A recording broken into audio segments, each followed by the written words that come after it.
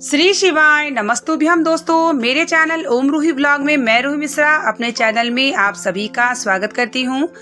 आज मैं आप सभी को वीडियो में शेयर करने वाली हूँ कि प्रतिदिन हम आरती करते हैं अपने घर के मंदिर में, तो हमें कैसे आरती करना चाहिए।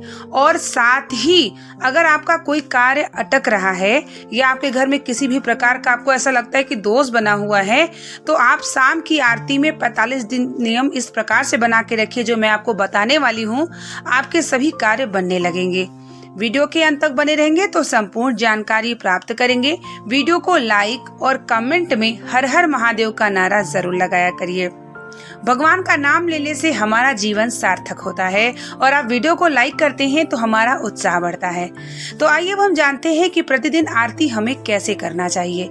देखिए, प्रतिदिन नित्य हम अपने घर के मंदिर में पूजा करते हैं और सुबह शाम दोनों समय हमें आरती जरूर करनी चाहिए।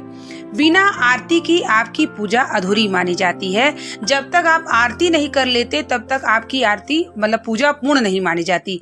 तो इसलिए हमें अपने घर के मंदिर में सुबह और शाम आप कपूर की आरती जरूर किया करिए। कपूर की ही आरती करना श्रेष्ठ माना जाता है और कपूर की आरती करते हैं उसकी जो धुआं पूरे घर में जाते हैं वह बहुत ही शुभ माना जाता है। तो इसलिए कपूर की आरती जरूर करें। जब आप प्रतिदिन आरती कैसे करें, कौन सी देवता की आरती करें। देखिए, देवता की अगर हम बात करें तो आपके जो भी इष्ट हैं उनकी आरती आप प्रतिदिन कर सकते हैं और सभी देवता को प्राप्त हो जाता है। जैसे अगर आपके लड्डू गोपाल हों तो नारायण की आरती कर लीजिए, भगवान शिव हैं तो शिव की आरती कर लीजिए, हनुमान जी हैं तो हनुमान जी की आरती कर सकते हैं।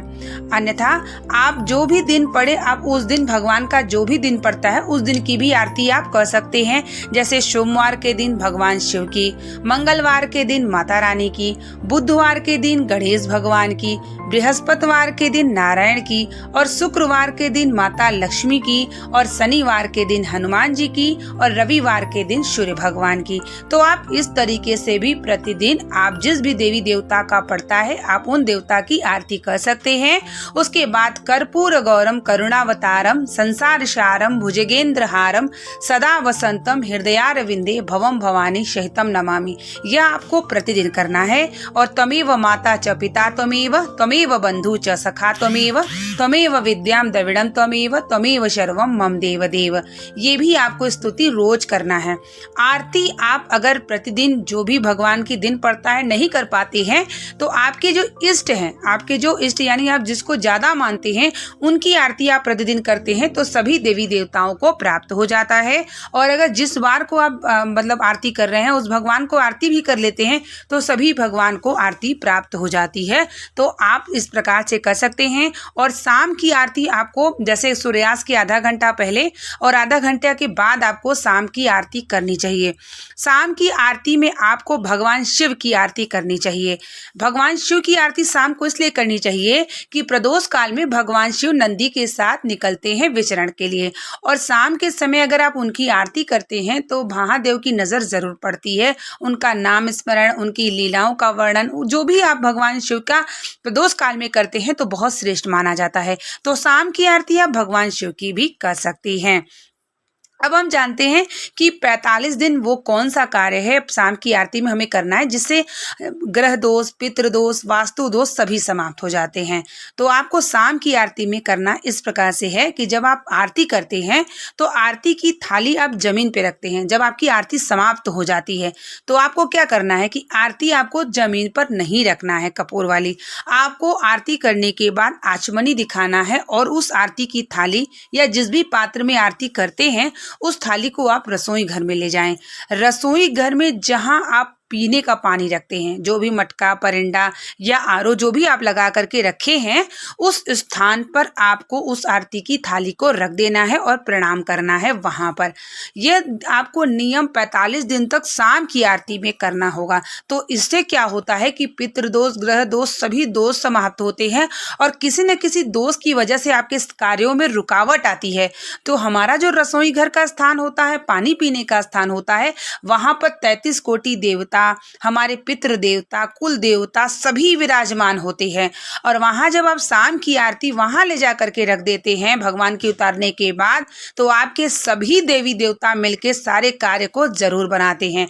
तो यह नियम आजमा करके और करके आप जरूर देखिएगा, 45 दिन तक आपको करना है।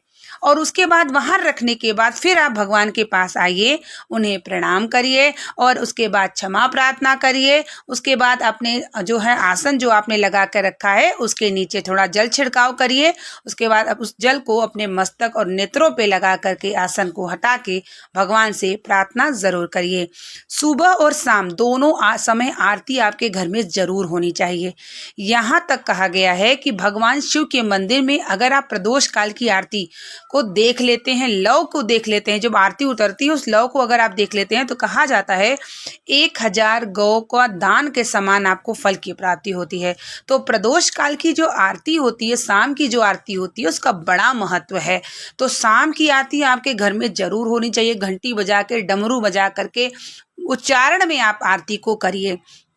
आरती करते हैं तो नकारात्मक ऊर्जा बाहर जाएगी, सकारात्मक ऊर्जा का प्रवेश होगा और आरती से भगवान प्रसन्न और आपकी पूजा भी पूर्ण मानी जाती है।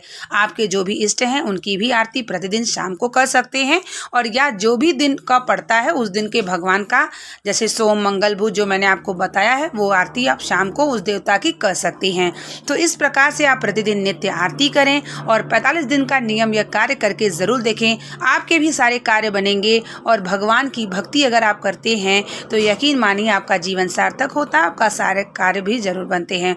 उम्मीद करेंगे कि वीडियो आपके लिए लाभदायक बनी होगी और इस वीडियो से आपको जानकारी प्राप्त मिली होगी।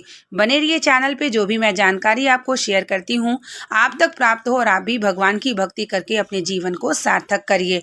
मिलते हैं नेक्स्ट वीडियो के साथ, तब तक के लिए श्री शिवाय नमस्तुभ्यम। हर हर महादेव।